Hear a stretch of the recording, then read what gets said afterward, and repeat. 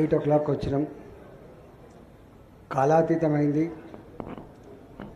మేము ఇప్పటికీ ఖమ్మంలో ఉండాలి. 8 o'clock మాకు ఒక మీటింగ్ ఉంది. నేను ఎక్కువ మిమ్మల్ని ఇప్పుడు బంధించదలుచుకోలే, కానీ ఒక 5 నిమిషాలు చెప్పి నేను మళ్ళీ ఖమ్మం వెళ్ళిపోవాలి. ఎందుకంటే నా గురించి మీకు కొత్త కాదు. నా ఉపన్యాసాలు విని ఉన్నారు మీరు. నాది 3 నిమిషాల నుంచి మొదలుపెట్టి 3 గంటల వరకు ఉన్న ఉపన్యాసాలు ఉన్నాయి. మొన్న ఫస్ట్ టైం పార్లమెంట్లో కూడా టక్కని అవకాశం అంతా మళ్ళీ 10 నిమిషాలు మాట్లాడొచ్చినది. మొన్న రాష్ట్ర ప్రభుత్వం, కేంద్ర ప్రభుత్వం ఈ మధ్యకాలంలో టెండెన్సీ మారింది. ఎవరు చేయరు. రాష్ట్ర ప్రభుత్వమైనా కేంద్ర ప్రభుత్వమైనా ముఖ్యమంత్రి అయినా ప్రధానమంత్రి అయినా మన డబ్బుకు కాపాడదారులు తప్ప మన డబ్బుకు ఓనర్లు కాదు. ఒకసారి గిట్నే ఇప్పుడు మా పార్టీలో ఉన్నాడు కిరణ్ కుమార్ రెడ్డి గారు. తెలంగాణ ఉద్యమం ఉవ్వెత్తు నడుస్తున్న నాడు ఒక 5,800 కోట్ల రూపాయలు రాయలసీమ చిత్తూరు జిల్లాకు వాటర్ స్కీమ్ కోసం తీసుకుపోతున్నాడు.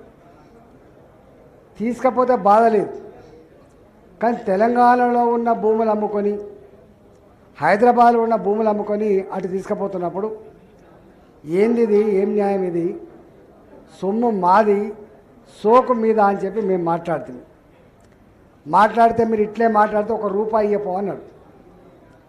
₹1 ఇయ్యపో అన్ననాడు నేను అసెంబ్లీలో మాట ఏంటంటే, mister CM, just you are the servant the state, you are not owner of the state అని చెప్పిన. నువ్వు రాష్ట్రానికి ఓనరు కాదు, రాష్ట్ర ఖజానాకు ఓనరు కాదు, నువ్వు కాపాడదాడు మాత్రమే అని చెప్పి నేను ఆనాడు ఉద్యమంలో చెప్పిన.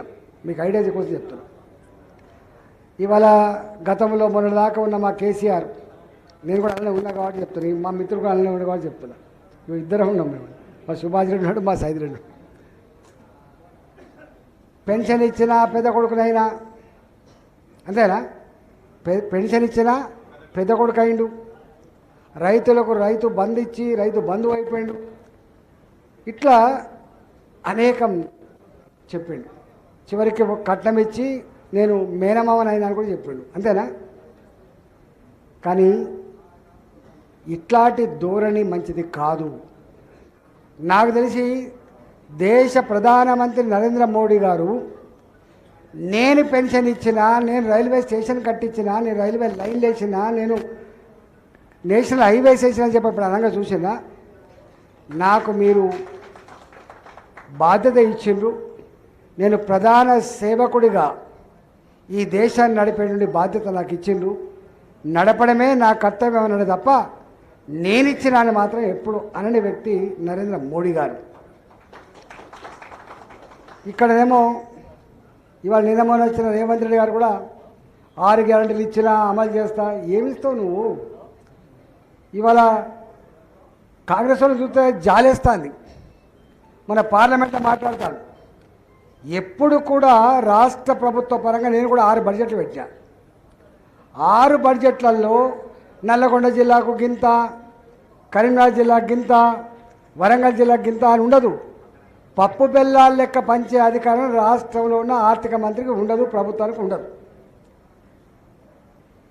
దేశం లెవెల్లో కూడా బడ్జెట్ పెడితే బెంగాల్ కింద, బీహార్ కింద ఇట్లుండదు. Budget for all. ఈ బడ్జెట్ అనేది దేశంలో ఉన్నటువంటి అన్ని వర్గాల ప్రజలకి ఏది కావాలనో, ఏది కాకూడదో, ఏది చేయాలనో, ఏది చేయకూడదో అదంతా కూడా ఒక కసరత్తు చేసి పెట్టేదే బడ్జెట్ తప్ప బడ్జెట్ ఎప్పుడు కూడా ఒక రాష్ట్రం కోసం వాళ్ళు పెట్టరు, ఒక జిల్లా కోసం వీళ్ళు పెట్టరు. కానీ 50 ఏళ్ళు, దాదాపు 49 సంవత్సరాలు పాలించిన కాంగ్రెస్ పార్టీ, ఇక్కడ కూడా 50 సంవత్సరాల పైబడి పాలించిన కాంగ్రెస్ పార్టీ నాయకులు మనం మాట్లాడుతున్న భాష చూస్తే సిగ్గనిపించింది. నేనన్నా అసలు మీకన్నా సోయి ఉందా? కొత్తగా పెట్టిన పార్టీ, కొత్తగా వచ్చిన రాజకీయ నాయకుడు మాట్లాడితే మాట్లాడవచ్చు, కానీ మీరు మాట్లాడడం మాత్రం బాగా లేదు అని చెప్పి మనం చెప్పిన. ఇక్కడ వికసిత్ భారత్ 1947 2025 అంటే 77 సంవత్సరాల స్వతంత్ర భారతదేశంలో ఎన్నడన్నా ఈ 10 సంవత్సరాల కాలం జరిగినటువంటి అభివృద్ధిని గతాన్ని కనుక పోల్చుకుంటే నక్కకు నాగలోకానికి ఉన్నంత తేడా ఉంటుంది.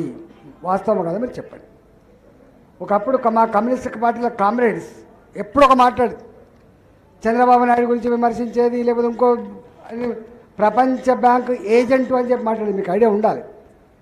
ఇంటర్నేషనల్ మానిటరీ ఫండ్ IMF దగ్గర దేశ ప్రయోజనాలను తాకట్టు పెట్టిండ్రు. ఏషియన్ డెవలప్మెంట్ బ్యాంకు రుణం ఇస్తే తప్ప రోడ్లు వేయలేరు, వరల్డ్ బ్యాంకు జీతగాడు అని మనం మాట్లాడుకున్నామా? కానీ ఈ 11 ఏళ్ల కాలంలో ఎన్నడన్నా భారతదేశం IMF ఫండ్ కోసమో, వరల్డ్ బ్యాంక్ ఫండ్ కోసమో, ఏషియన్ డెవలప్మెంట్ ఫండ్ కోసమో మోకరిల్లిన సందర్భం ఎప్పుడైనా ఉందా? నో. ఇవాళ భారతదేశం ఆ స్థాయి నుంచి తానే శాసించే స్థాయికి ఎదిగింది. గదే వికసిత్ భారత్. మొన్న ఒక గొప్ప ఆర్థికవేత్త ఒక ఆర్టికల్ రాసింది.